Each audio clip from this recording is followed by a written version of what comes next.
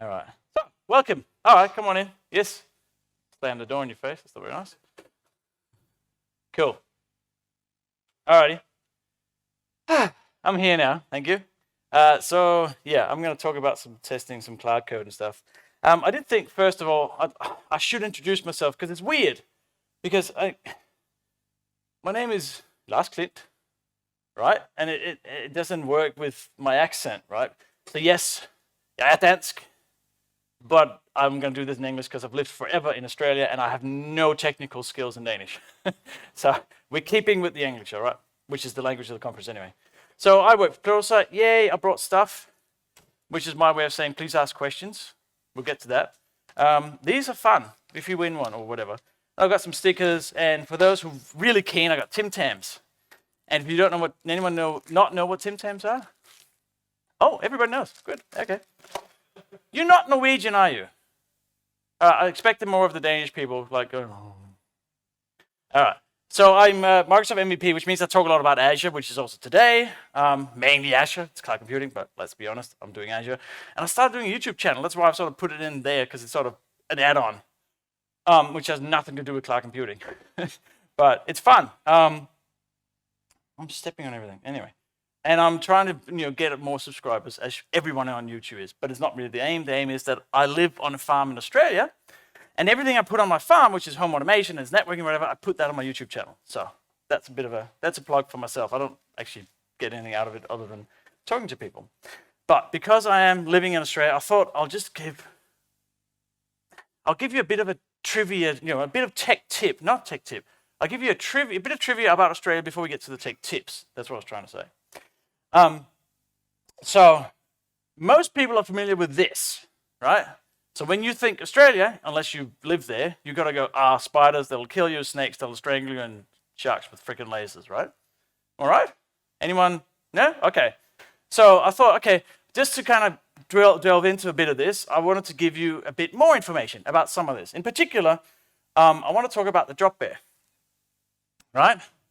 Which is, people laugh, yeah.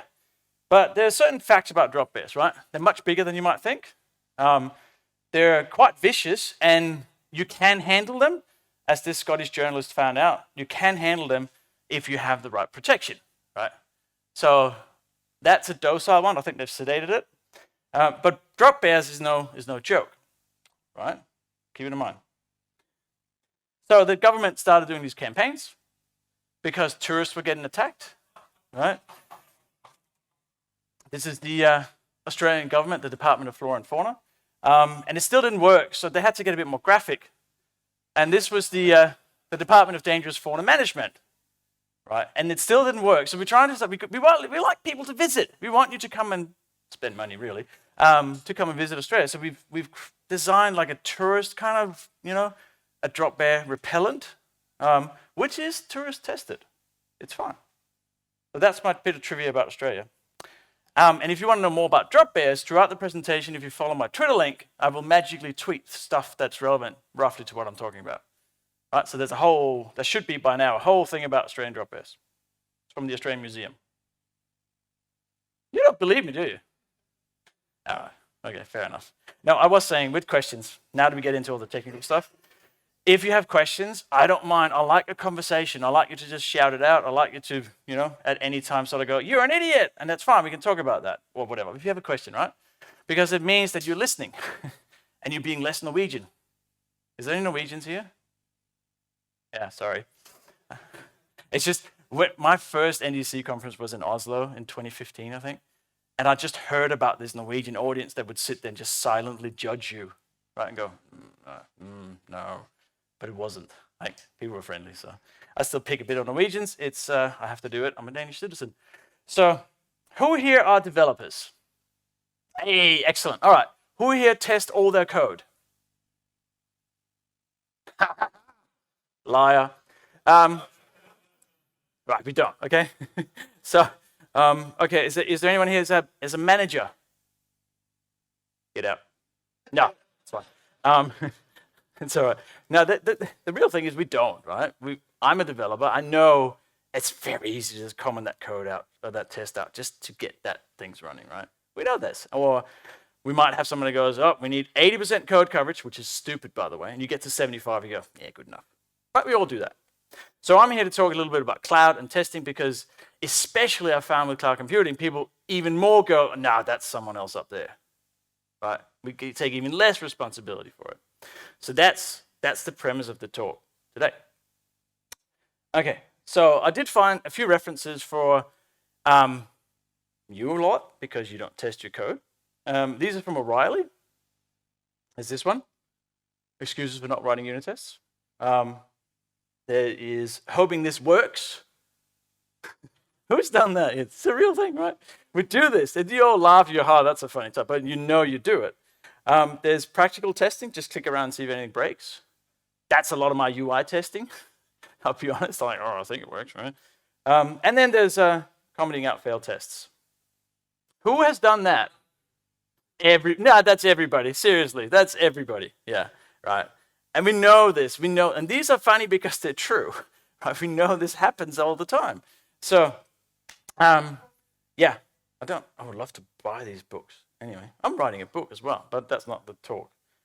Okay, so this is usually the developer testing approach, right? Either it's someone else's job. Yes, of course I tested it. My machine isn't fast enough. And what do you mean testing? So I don't know how accurate that is, but it's not completely far off. Yes, we do write tests, but there's no way we do all of it. And yes, I'm being facetious and I'm being annoying, but I just want you to get into the frame of mind of, hey, there's a lot we can do test-wise that's not that difficult. Right? So I've got a whole bunch of examples today about how this might work for you. Does anyone here work with Azure, by the way? Oh, cool. Oh, lots. Hey, fantastic. Does anyone work with the other clouds as well? AWS, GCP, okay.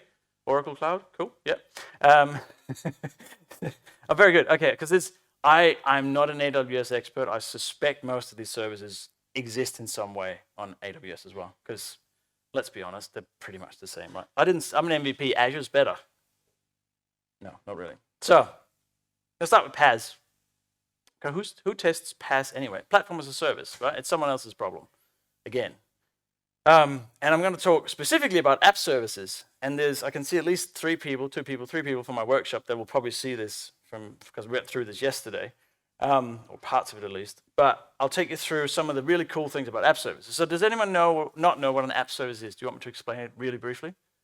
No? Good. Again, you feel free to say, yes, I don't know. It's fine. Oh, everybody does. Cool. That was easy. Okay, app services. So here's one I prepared earlier. So an app service is just a website, right? So in here, there is a whole bunch of, if you've never seen Azure before, this is a very common image, dashboard or service overview of an Azure service. They all pretty much look like this. Menu on the left, bunch of graphs in the middle when you get to the overview. Okay, so one of the things that often, why would you test your web server? Why would you test the implementation of it? We usually test code, right? But we want to know how it runs. We might have changed the configuration of, on Azure, on the actual service. We might have, we might want to try out different things just for now and just test if things work. And there's one particular thing here that most people will know about deployment slots. Who has used deployment slots? Yeah, exactly, right? A few people. They're really good. A deployment slot, it's another copy. It's like a sibling on your web server. It does exactly the same as your, let's say the production one here. So I can add a slot. And I'm hoping there's a little trick here. So the people in my workshop will know this, but don't say anything yet. So we're going to call this NDC CPH. And as you can see down, it's really small, isn't it? I'm sorry. Will this get bigger if I, sort of, ish. Anyway, see the URL, getlawyer-ndc-cph right here. So you get a full URL, fully qualified domain name, where you can access it, right? And I can clone the settings from the instance that's already there. If I had more than one slot, I could clone more from either of them, or all of them. Not all of them, but one of each. One of them. Add. Okay. So I'm adding a slot, which just means I'm creating another, no, it's not a container, that's a bad word, another bucket where I can put my code in, my deployment. So in this case, I have a website here. Doesn't matter what the website is, that's not relevant right now. And this usually doesn't take too long. but I'm creating one. And then what happens is that you get a full website that you can deploy to. So if you've used deployment slots, what have you used them for? Anyone want to volunteer? Yes? Yep. Exactly right. So it's like a staging almost, or a showcase, or pre-production, or whatever your terminology is. It's where you put things before you put them live, which is it's what they're intended for. The good way of testing it. There's one detail though that a lot of people miss. Oh, hang on, before I get to that, all you do is click swap.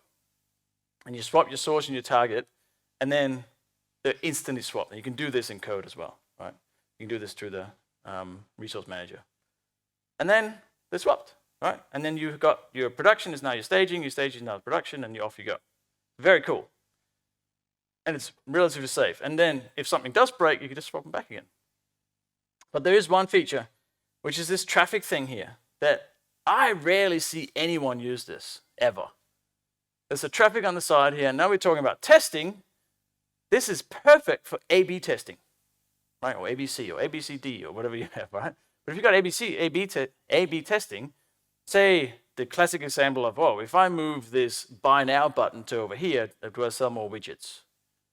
Right, so you can make one single change, and then you can have traffic go to both. So if I change this to 30, you can see the other one changes as well.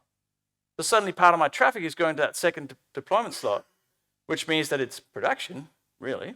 But if you plan for it, you can do really cool A/B testing very, very simply. Right? It doesn't cost you anything extra. It's on the same app service plan. So who's done that? Exactly, no one. Right? I think it's a really cool trick. All right, any questions about that?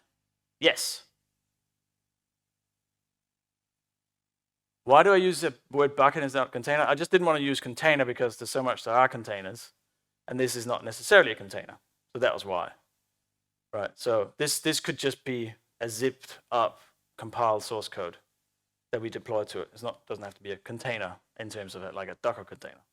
So that's why I was trying to not confuse too much, because you can also run containers on app services, which is not what we're doing. Yeah. Any others? We've broken the ice now, so you might actually ask questions. All right, cool. So that's PaaS. Very, very briefly. I just want to show you bits and pieces here and there, right? I'm not going to go into a huge coding example or anything. We're talking about testing. So these are a lot of tools that you may or may not know exists, and that's the aim. All right. So here's the video, just in case we lost network like yesterday. All right. So does that work? Yes. Okay. So who here works with how do I word this? Who works with the VMs and create VMs and deploy to VMs and everything? Anyone? There's a couple of people. All right. So whether you like it or not, most of Azure's traffic and use is VMs. We're talking many percentages. There's no official number, but it's a lot. And about half of that is Linux, half of that's Windows, right? So there's a lot of VMs out there. So a lot of people do use VMs. And there's if you're a larger team, what happens, or can happen, is that you have a VM that you use for testing, and maybe it's because it's been provisioned for you, maybe you create it yourself, whatever, and someone goes, can I use that VM? And you go, I don't know, because I just did the thing to it, and you might break it, and then I have to do it again, etc. But when I'm done, you can have it. And they go, well, when's that? I say, I don't know. Right? Well, I don't know, I'm using it. And maybe you can't create VMs. We had one in my workshop yesterday that is Eric here? No, I don't think so. But he works at the university, and he had a ton of restrictions on the Azure account. So he's like, I'll do that. No, I can't do that. Oh, bugger, right. Oh yeah, I'll just run, no, I can't do that. So you might have restrictions where you can't create VMs. You might have restrictions around policies. It has to be a certain type of VM. It has to be, whatever they might be. But VMs in particular is what I'm talking about now. And there's this sort of thought of VMs are not pets. You treat them like cattle, which is a little bit, I know I'm live streaming. Hi, sorry. It's a bit sort of crude, but it sort of makes sense, right? We can just get another one, right? It's not Charlie the dog, it's the cow in the field, right? We just get another cow. And yeah, that is a bit, I know. It's not politically correct to say that, but it's sort of the best analogy I have, right? So there's a thing called dev, test, labs or dev test. Which, has anyone ever heard of this? No, right? Oh, one person, cool. Are you using it? No, not using it. No, exactly. It's just usually the reaction I get. I go, oh yeah, that's cool. Do you use it? No. No, don't use it. Which is fine. You know, that's why we're here. I'm hoping that you walk away with at least one thing you hadn't seen before. So as it says, the whole idea with dev test labs, which is a great name, by the way, is that you can provision things for a team. So if there are, 10 people or 10 devs on your team, you can provision things that conforms to policy, that conforms to shutdown rules, all those sort of things. And I'll give you an idea of what it looks like. But it means that you can have a pool of VMs. So I'll just go back to my home. Yes. And there's one I created earlier because it takes a little bit of time. So this is a dev test lab instance. Right. So again, it looks like any other servers on Azure. And I tried creating one here. You can see that failed, and then I create another one, and that's running. Right. So I've tried to create 2 VMs, but one failed, which is fine. And then you can, on the left here is where the real, well, not the magic, but the real cool thing happens. So you add users to this service, right? Your team of developers or whatever they are, that needs to use the VMs. And in here, the first one is claimable virtual machines. So there's nothing because, as you saw before, I own this one right now. So I have my virtual machines, and there's 2, and 1 failed, right? So right now, I own these. I have like a lock on them inside of the dev test lab environment. So again, this is all development. This is all testing. The service doesn't cost anything at all. You just pay for the resources like you normally would, but you get all these magic features for free. So I could, for example, here, say unclaim, right? See it there. So if I'm done using this VM, I unclaim it. Hopefully that doesn't take too long. Let's see. And then that then goes back into the pool. See, how long does that take? Who knows? That goes back into the pool of claimable virtual machines. And then someone else can go and get it, which means you don't have to keep asking, oh, when are you done, when are you done, when are you done? Well, you still might if you really need it. But it just goes back into the pool eventually in here, and someone else can claim it. Oh, it's already there. Okay, that's weird. Sure. But it's available, so I can do the same thing, right? Go and claim the machine. Or, Melissa can claim it, or Paul can claim it, or whoever you're working with. It's very neat because it means you have a shared pool of resources which is managed. So this conforms to company policies. It conforms to, the types of VMs you can create, because there has been instances of people creating VMs that are $46 an hour. Yeah, and then it goes bad. But just to give you an idea of, if I go to my virtual machines, and I'm going to add, well, actually I can add a claimable one. There is an enormous amount of images. So this is all based on policy. Right, so your administrator, whoever, might have a different idea of what you're allowed, but you can see the scroll bar on the right here, right? Whee! So whatever you feel like. I know. And if I say I wanted to create a Windows server, Windows 10 Enterprise, really? Okay, sure, that one. Go through all this. There's artifacts as well. So there's a whole list here of things you can add to it. Eventually, come on. So we're not just talking about, here's a Ubuntu VM and that's all you get. Okay, maybe not. Thanks, Azure. But it might be you can install Docker with it, or you can install Node.js, or different frameworks for it. So, yep, that's not working. Who's downloading something? Eesh. Yeah, we had yesterday in the workshop. Right when we got to, hey, can you just download this 250 meg file? We can do the thing. Network died. So it might be the same now. I'm not sure. So you can create all the VMs that you are allowed to as your user. Right, so that's pretty cool. Yeah. Yes, yes, you can. You can, if you have your own image, you mean, for example? Yeah. So you have your own dev image? Yeah, absolutely. You can import that and let that be one of the selections as well. And you can create whole environments, so for Docker environment, for example, that has many nodes and many machines and whatever, or data disks and secrets. Yes?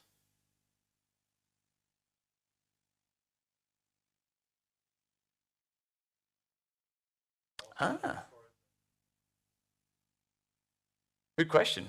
I'm not sure. That's a good question. So can you, if one is claimed, can you go, hey, I'm next? You know, whenever it's unclaimed, it's mine. I'm not sure. Yeah, good question.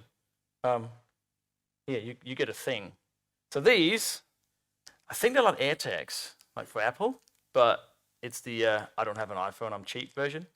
No, I think they're right. I basically asked Pluralsight, hey, can you send me non-shit swag? And that was what they sent me. So I thought, oh yeah, right. I've got stickers as well. Woo! Who doesn't like stickers? Well, sticker collections. Anyway, yeah, I know exactly. So that's DevTest Labs. Again, the Twitter account. There should be a link to how you set it up. More information, like there might be an answer to that question that I didn't know. Yes.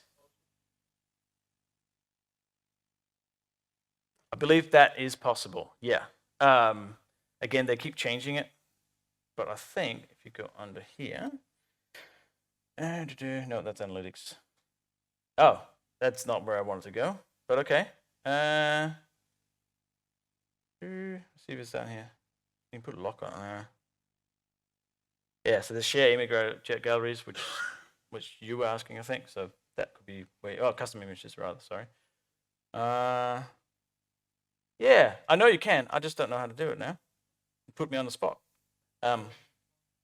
Search bar. Yeah, I know. But what do I search for? Right.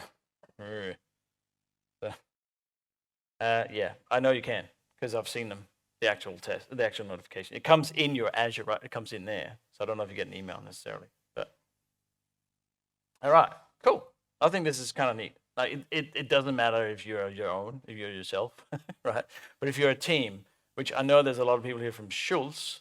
I have no idea if you use VMs on Azure, but if you do, that might be a way that you can manage it better because it does save costs as well. Because there's policies around everything, and you don't have rogue VMs lying around, which happens.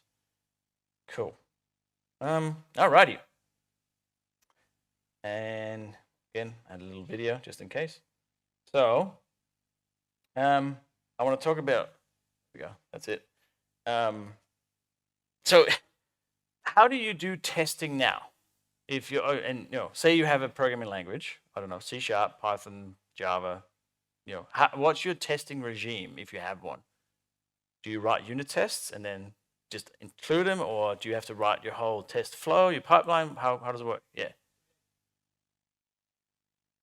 Right, Postman tests. So if you don't know what Postman is, it's basically you send HTTP requests through an interface, right?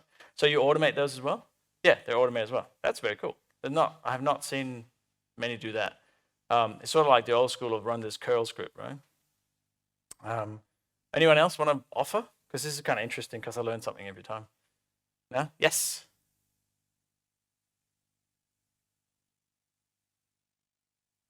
Yep.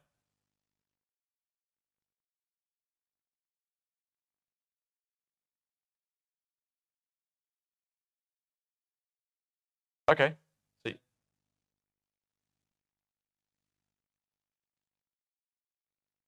Oh, right. So you spin up the whole environment, do the testing, and then kill it. So that's what I'm saying.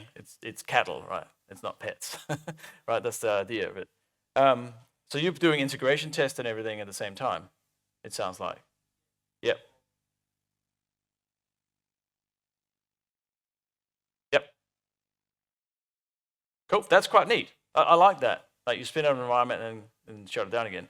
And the reason I'm asking is because the next part of it, I know Azure test plans within Azure DevOps. I mean, the cool kids use GitHub Actions, which is what we talked about in the workshop as well. But there's so many still on DevOps, including me, that it's worth talking about if you don't know it. But there's a whole testing side of DevOps that is kind of not used. Kind of people go, oh no, I use Octopus Deploy, or I use Jenkins, or I use TeamCity, or whatever it is that your thing is. And I think the Azure test plan sometimes can also be quite a good solution.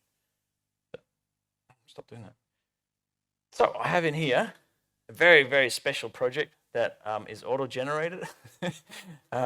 That's going to be in the tweets as well. There's a very cool tool where you can create whole instances of Azure DevOps just for playing around with. That gives you a whole bunch of code and pipelines and tests and everything. So if you're not familiar with Azure DevOps, it used to be, oh dear God, Visual Source Safe, and then it became Visual Studio Online. I think, oh no, that was that after that. Yeah, anyway. And hey, Team Foundations, thank you. So it was Team Foundations, and then became Visual Studio Online, which makes no sense. But then they thought, we'll make it even less sense and call it Azure DevOps, right? And anyway, naming is hard. So it's not just for Azure, it's not just for DevOps. You don't have to run everything. You don't have to run anything on Azure, really. But that's the name it's got now. So it's like a deployment tool, pipeline, CI, CD, but a whole lot more as well. So I'm not going to go through the whole thing because that will be a talk in itself. But in short, there's boards, which is like your Kanban board, your project management. There's repos, which is like GitHub. Put your code in there.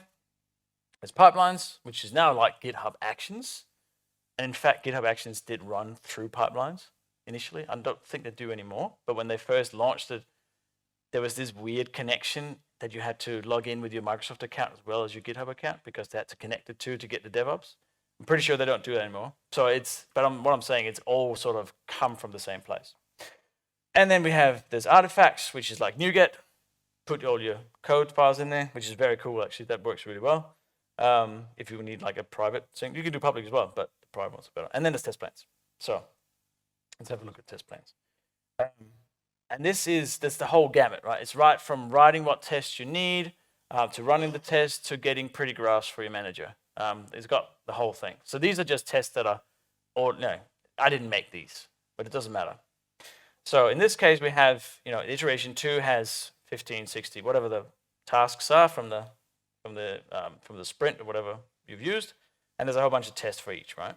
So let's pick, doesn't really matter, 14. Verify the system allow user to update the fields, blah, blah, blah. So what you can do directly from here is you can actually run the test. Now you would probably automate this, being a CI flow, but just for demonstrations, you can run this for web applications, or in this case. So this particular project has a desktop application and a web application, and you can do tests for both.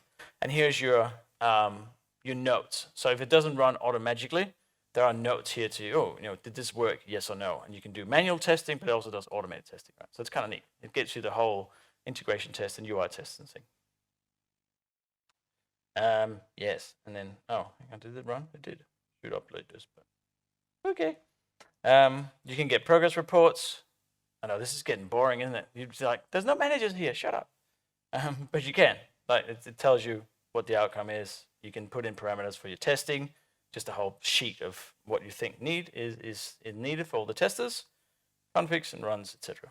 But it does, especially if you use anything else within Azure, within DevOps, in particular the pipelines, it blends in really well with it.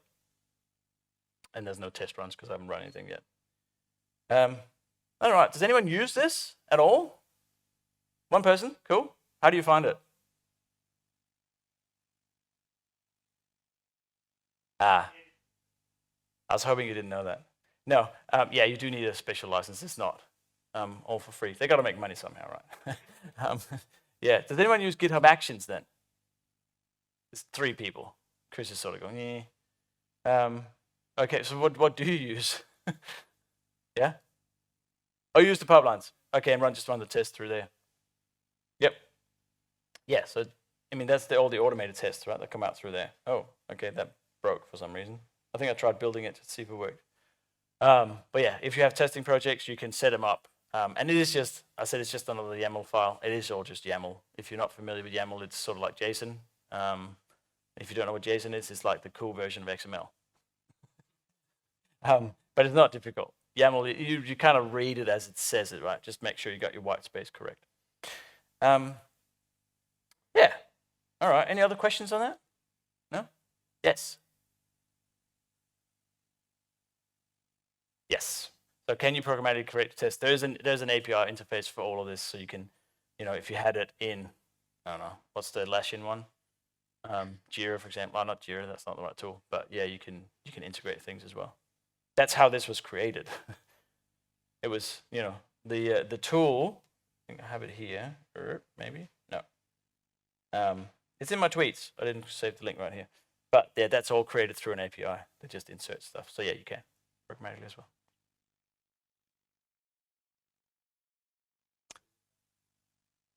I'm not sure what the question is the framework Selenium or something else, you know?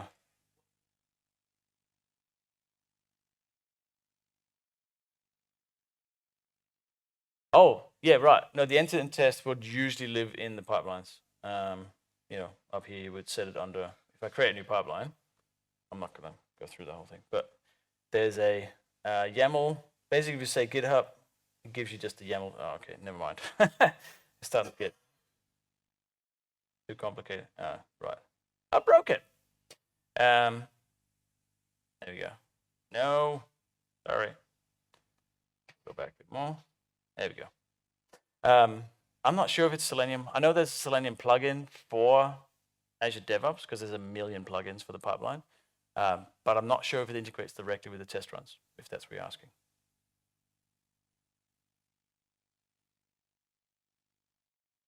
Oh, how were they created? Well, I'm not sure exactly how because I didn't build the interface. But I can show you the website if you want. It's an easy way. No, Azure, oh, I can't remember now. Look at my tweets. I know. It's like Googling yourself, right? Oh, how did I do that? I wrote a blog post about it. Yeah, that one. DevOps demo generator. Right, so you sign in, you authorize yourself to DevOps, and this thing creates a whole bunch of tests based on YAML files, I believe it is. So, all right, cool. I know you're all very excited about testing, I can tell. All right, so yeah, I had the video again here. So it does give you a whole bunch of stats. And as I know we're not particularly interested in pie charts, but if you're in a big team, these do matter. It gives you an idea of how the performance is going. All right, so this is we'll look at code in just a sec, I promise. So serverless, apart from two people, who is the serverless? Who knows about serverless? Who uses what's called serverless? Yeah? Oh, there's a few. Excellent. Okay, what kind of serverless programming or product or service do you use? App functions and logic apps. Okay. Anyone else? It can be on other. It doesn't have to be Azure. Does anyone use Lambda? No. Sorry. Fargate. Yeah, I'm not entirely sure what that is because Amazon names are weird. What does Fargate do?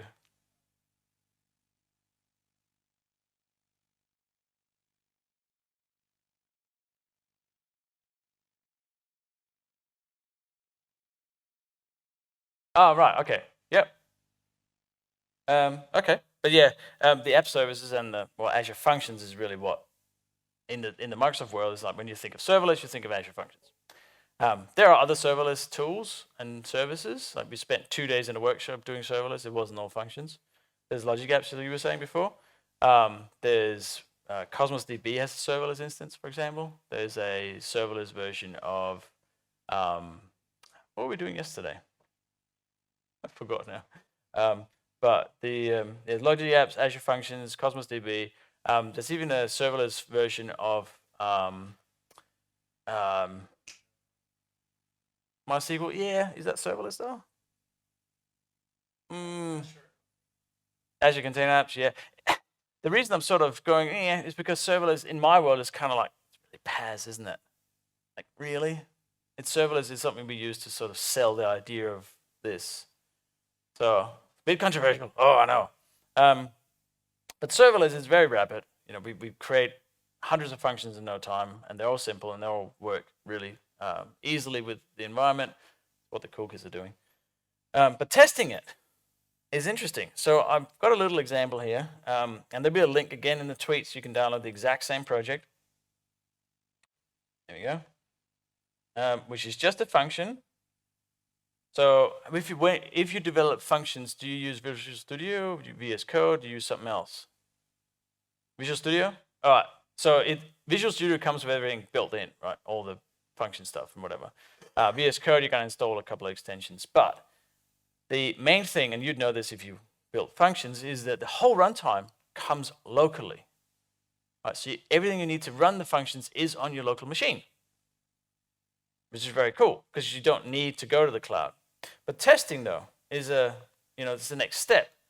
And I'm making a big deal out of it, but testing is just like any other testing of C#.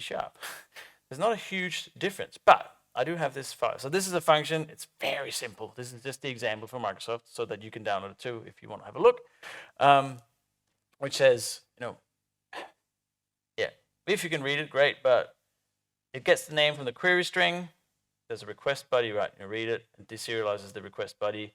If there's a name, then great. Otherwise, it's just a null. And then if it is null, it says, so if it's not, it says hello name. Otherwise, it says please pass the name of the query string. That is the default function you get when you create a HTTP trigger function in Azure, right? So we've just created some function tests around it. So they're here. There's 5 tests. I think it's 5 in here, and it's using XUnit. So whatever your framework of choice is, it doesn't really matter. It should all work with it. And in this case, it's just, if you want to go through the test, you can, but the idea is that there are unit tests. And all they do is create an HTTP request from a test factory, and they put that through this HTTP function run, and you get the value out, right? It's unit tests. They're simple. They're supposed to be.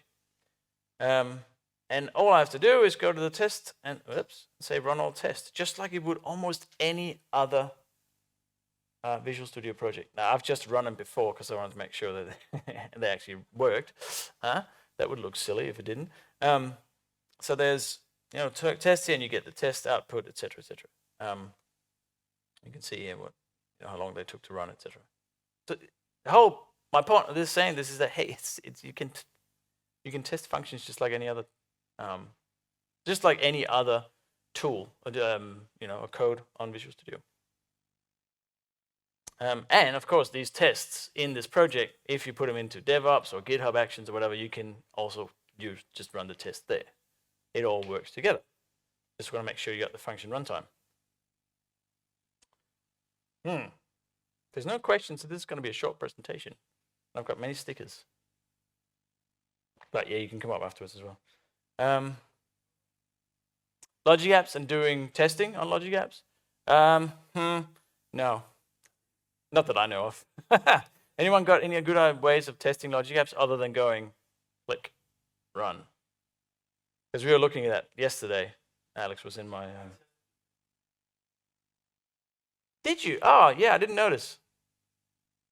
We were building a Llama Scraper that took images from Twitter and did stuff with them in a logic app. And it was the introduction to logic apps for developers where they go, where's the code, right? So if you haven't used logic apps, they're very cool and they're great glue between things, and they're serverless and blah, blah, blah, but there's not much code in it, right? We're writing JSON really, but through a UI. So I don't know how to test logic apps in this way, I'll be honest. But if anyone knows, I'd love to know. I know how to put them into source control. I know how to see if they break, but testing it is sort of very manual still. Excellent. You're very quiet. Not like Belgium. Yes. Stateful? Yeah. Durable functions? Yeah.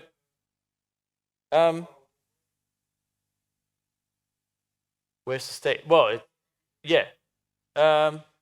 Good question. You do. There's a way you can do, we were looking at this yesterday as well, you can have a storage simulator called Azure. Yeah, that's it. That's right. Yeah. I would imagine that works with it. I haven't done that. That's a good question, actually. I'm going to add that for next time. Yeah. Yeah, I'd say so. Well, that's where the extension is, right? Yeah. I don't know. Can you do it on Visual Studio? Can you do durable functions? Any function people here? I'm not sure.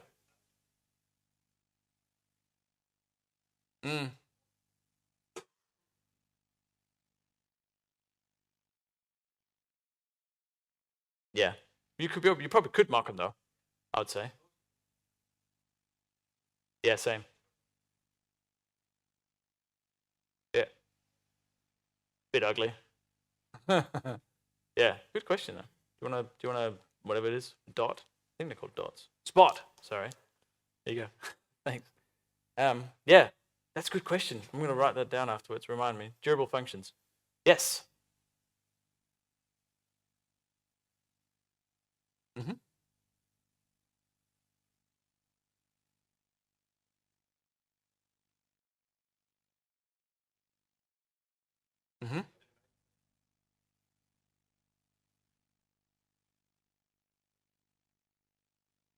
Sure, sure.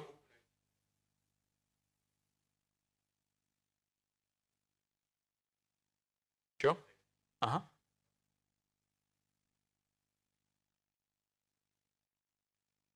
Yeah.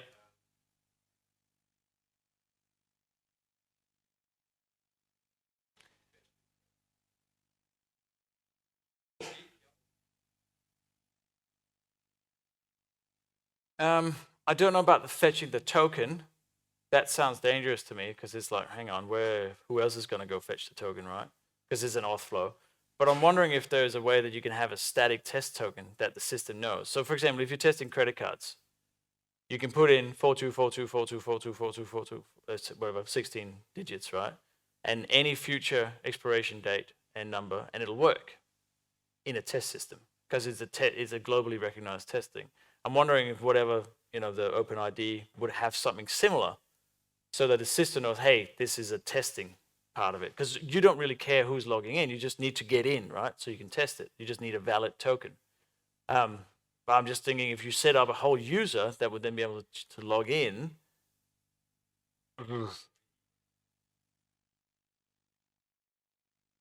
Mm.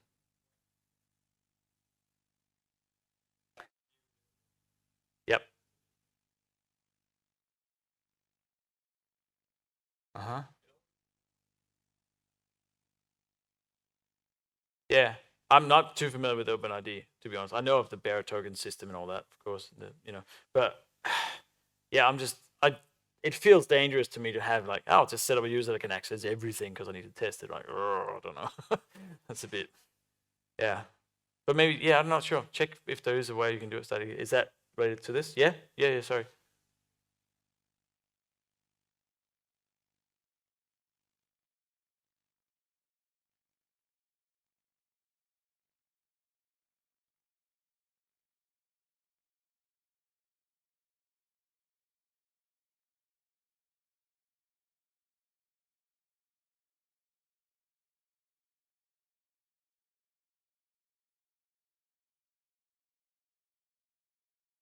Mm-hmm.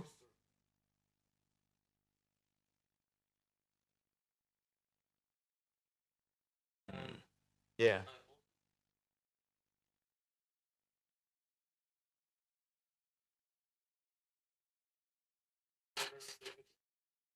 Yeah. Yeah. Yeah, don't have, oh, geez, yeah. That's good. Thank you. I didn't know it was going to be an auth talk, but thanks for your help. I like him a lot. So there's a whole, you can have both. How about that? I'm not going to be, cool. No, that's good. Thank you for doing that. Because, yeah, I don't know everything, obviously. Yes.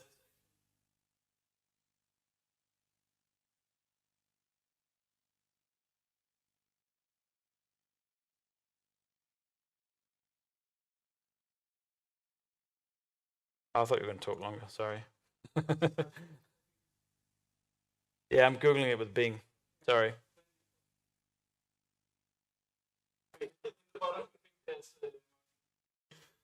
Test that prerequisites. See, that's really funny if you're Danish. Sorry. I'm really 12 inside. Yeah, okay. Test with, oh, yeah, okay. What are they doing?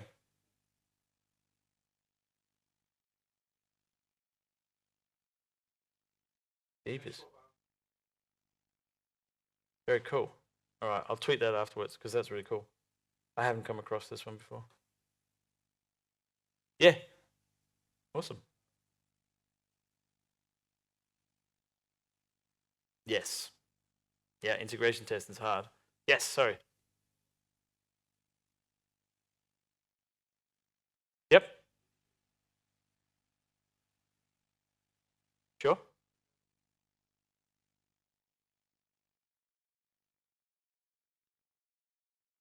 Mm-hmm. Yeah, right. So what you're saying is you have the deployment slots like we looked at earlier, and once those production ones, testing, staging, whatever you want to call it, that has different, so programmatically you're giving it different security credentials or security parameters. Yeah. With resource manager, yeah, of course. So is that all automated? So when you're happy with it, you have to click a button. Is there like a gated? It just goes through. Yeah, right. Neat. I like that. Yes. Yep. Cool. Oh, So basically, yeah, testing. You're using code to change the testing environment as you go along. Yeah. Yes. It's good.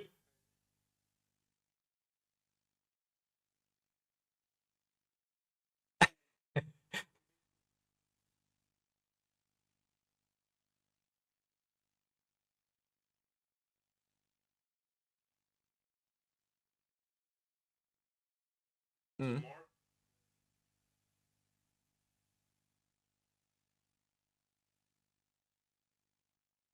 Yeah.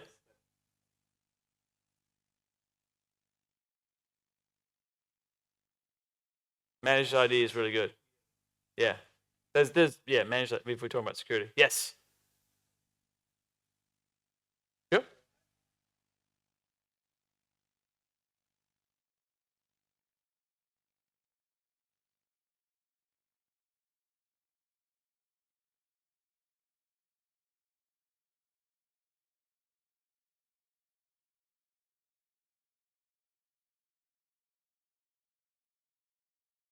Mm-hmm.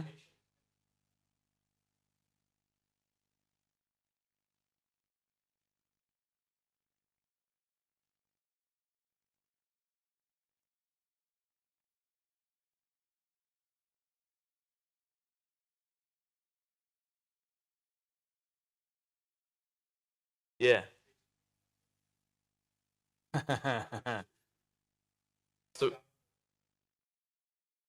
let me recap. So you got an Azure function, you want to deploy that to the staging, to a different slot. So your function app is running on an app service plan. Yeah. And you want to push that to a deployment slot for testing. When you swap them,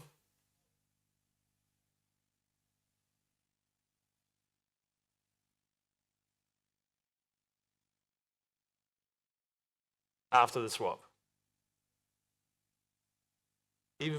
So when do they break? Yeah. Yep. Ah. And that does.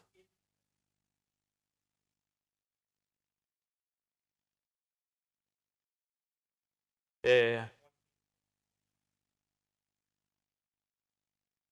I don't know. I'm just gonna be honest. I don't know that. I haven't come across that scenario.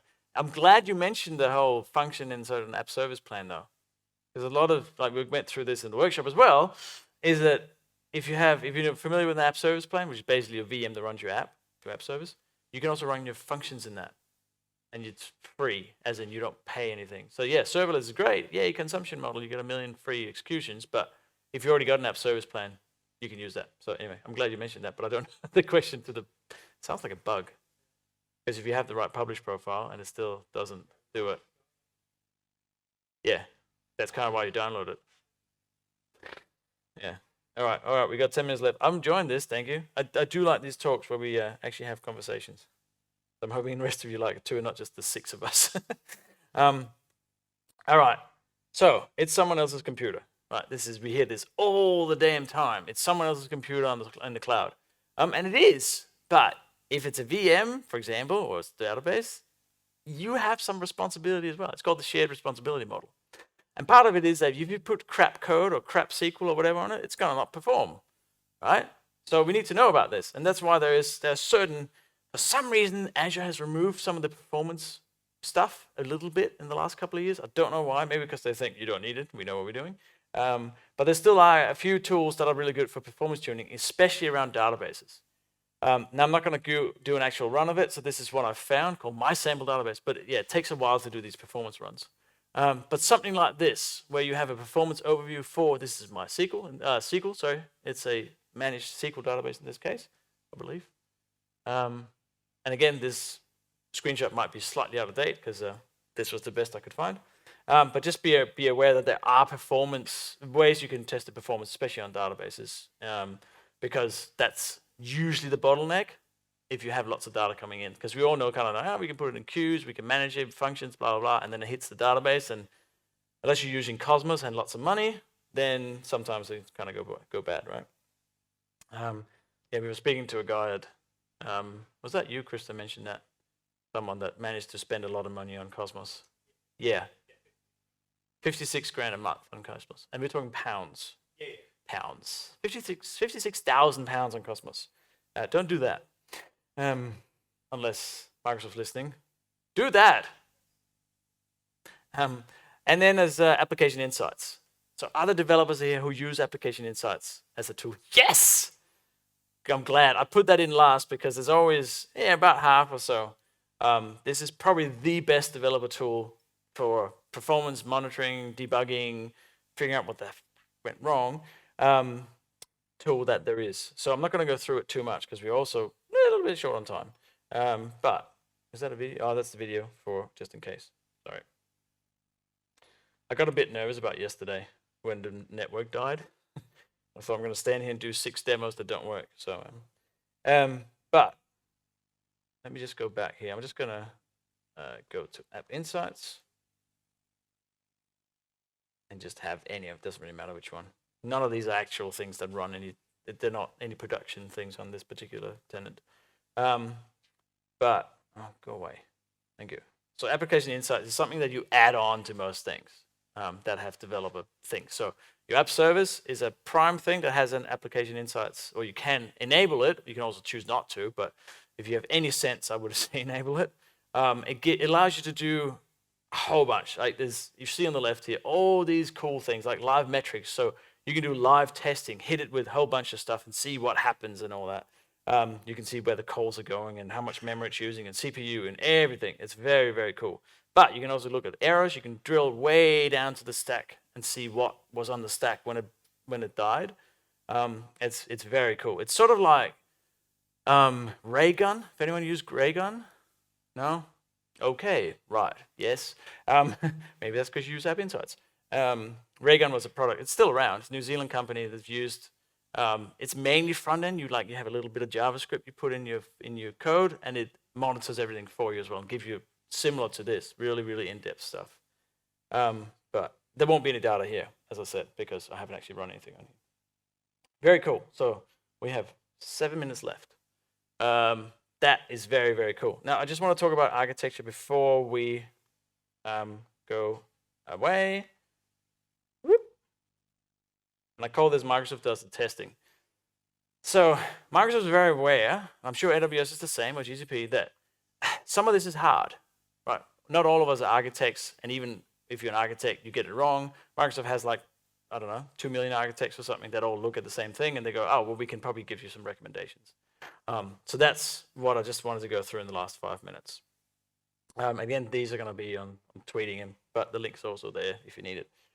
There's 3 different architecture recommendations. So this is just Microsoft going, hey, here's an idea of what, if you were designing something like this is what we would recommend in terms of testing and setting it up, right?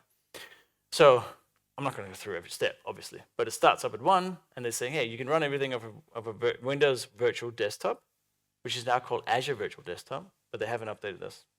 But anyway, and you can run everything through that. So again, this is the whole idea of you can spin up the whole dev environment with Visual Studio and everything in an Azure Virtual Desktop.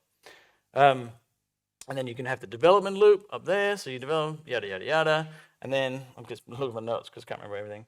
Yeah, so Azure pipelines deploys over to your dev test subscription there. It has development, resource group, QA, staging, and then eventually goes into pre-prod production, etc. Right, so that's their IaaS kind of approach to it. Then they also have a PaaS approach, or PaaS testing architecture that they recommend. Looks sort of similar, a little bit different. And then the most interesting one, which I don't understand much of, I have to admit, is the microservices one. I am not a microservices person. I understand the concept, but go talk to James from this morning. He's the Microsoft services. Apparently, when Sam Newman's not around, who knew? Yeah, I don't know if you saw keynote, but that was a funny joke there, James. So there's a whole recommendation. If you want all the details, it's here, right? There's a ton. It's like a long thing that go, hey, this is how we recommend doing it. So there is help, especially for the architecture side as well, because it's really hard. It's really difficult to get right. And obviously, this is not going to fit what you need to do. It never does. But it gives you at least an inkling on, hey, this is kind of how things should be put together, right? And I know we're developers, we like doing our own thing. I'm with you. So, and then finally, just stop the excuses. Just do the damn testing, okay? And it's what we hear all the time, but it really is, I'm guilty as anyone here. I don't do testing on everything, but there's so many tools on cloud computing that lets you do all of this testing that are really, it's very few excuses, other than the logic apps, maybe. We can't test those. So, and then, because I do work for Pluralsight, and I have to give you this, if you scan that, you get a free subscription for 30 days, which is the premium one. I didn't know, so you get everything. But if you want to, I'm not going to force you. But any other question before we end? We've got like 3 minutes left. Yes.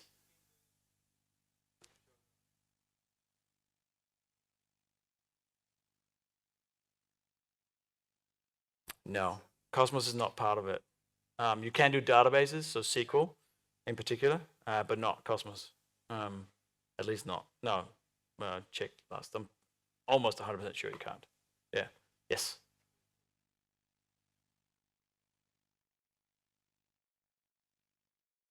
Performance testing in an Azure infrastructure is quite broad. If you have the databases, they come with their own sort of performance monitoring. I don't know if it's testing, but at least you can have monitoring on it. App Insights for your development side of things is very good for looking at how your code is running. And that especially, you can set up alerts for like high CPU usage and stuff like that. I don't think there's a tool that you can use for everything as such. Yes. Any way to obfuscate data in App Insights? So are you, because you don't want Azure to have it? GDPR. I don't know. I'm not even going to go into the whole GDPR. I don't know. That's a minefield. I know Azure in general, and does anyone want to answer that? GDPR things?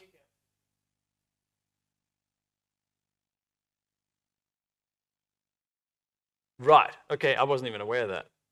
Is this related to that as well? Otherwise, yeah.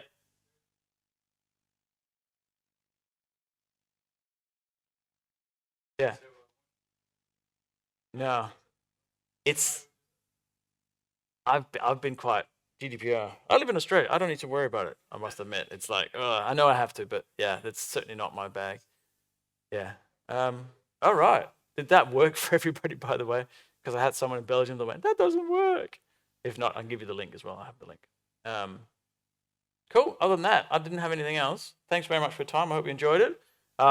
If you don't put a green card in, your mum doesn't love you.